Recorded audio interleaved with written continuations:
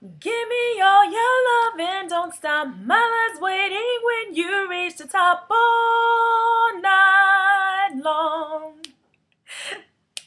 Come into my bedroom, honey. What I got will make you spend money all night long.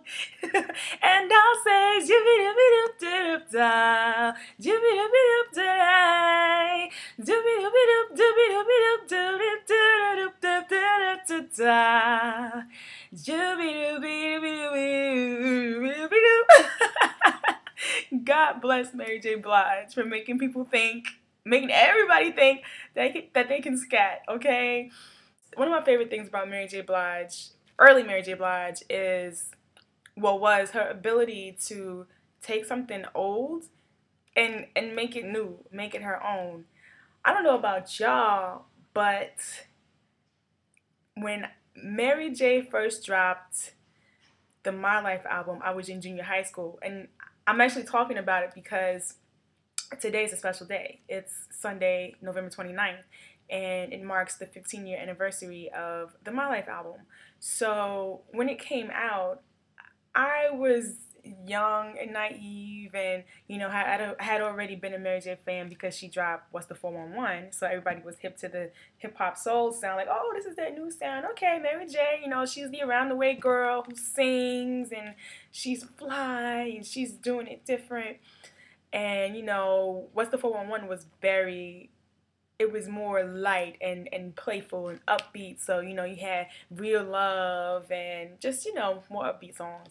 So when My Life came out, I remember hearing the album, and when I was in junior high school, I was actually a vocal major. You're probably like, you were not a vocal major based on that. But I was. I don't know what they were thinking. But anyway, now I was a vocal major in junior high school. And so I paid a lot of attention to singers who I related to. My mom was into music, so of course she put me on to her girl groups from the 60s, and then I would go to dance class and get put on to like Etta James and Ella Fitzgerald and Billie Holiday. But Mary J. Blige was me. She was a reflection of me. I'm this little girl from Harlem. Mary J. Blige was from Yonkers, YO. New York was doing it big. And she just put a new spin on things, a new style on what it meant to be a female vocalist. So, but with the album, I remember listening to it and I was like, wow, this is a really good album. But I didn't know why I liked it, because it was just so sad. I was like, what is wrong with her? Like, why is she so depressed?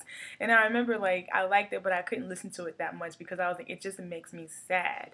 And looking back at that, now that I'm grown, I've actually been through or know people who've gone through, or I just understand it better.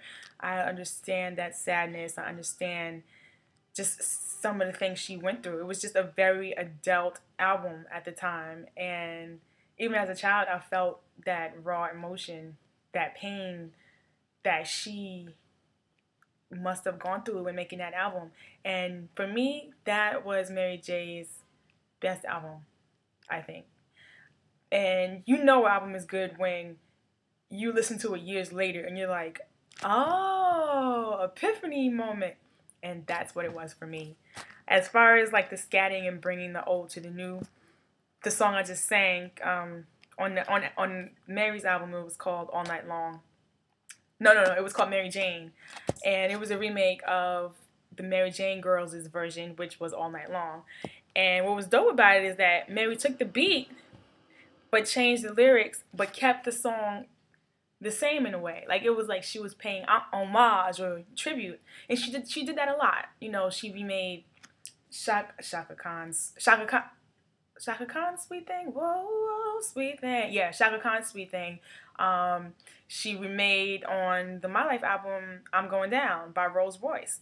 And a lot of times at that stage in her career, older people hated on her, like, oh, she can't sing, she's just recycling and blah, blah, blah. But what they didn't realize is she was kind of schooling the younger generation to where we came from musically. I remember I wasn't that interested in the Rick James wrote All Night Long for the Mary Jane Girls. But I wasn't that interested in that version until Mary J. Blige came out with her version. And I was like, hey, this is that song my mother plays when people come over. Oh, this is hot. Y'all should change the lyrics. And, you know, I'm listening to that version. And then my mother's like, you do know about this version, right? Yeah, this is the Mary Jane Girls. And, you know, so I totally appreciate Mary for that. Overall, her impact on hip hop culture has been amazing, because without Mary J, you wouldn't be able to have like the Ashantis or the Keisha Coles or all these women, even the Beyoncés, who come up and they've been influenced by her. Because before Mary J, it was kind of, I mean, like New Jack Swing was around, but Mary J was the one who took it to the next level and gave it a new title, Hip Hop Soul. So she took that, she made her own, and now because of her, so many other artists are trying to do what she does. So thank you, Mary J. And I'm so glad that she was the vessel to be a reflection of so many little girls in the hood, and just reflect what we were going through, what we're feeling, or we were just able to understand her, even if we weren't in that same pain that she was in. We just understood her. Without Mary J, there wouldn't be some of the other young singers who came up after her. And what's even doper is that she's grown and expanded to international status, but on the same token, she's still Mary J from YO. So I respect her for that, you know, and I appreciate her contribution. Thank you very much, Mary, and congratulations on 15 years of the My Life album. Woo!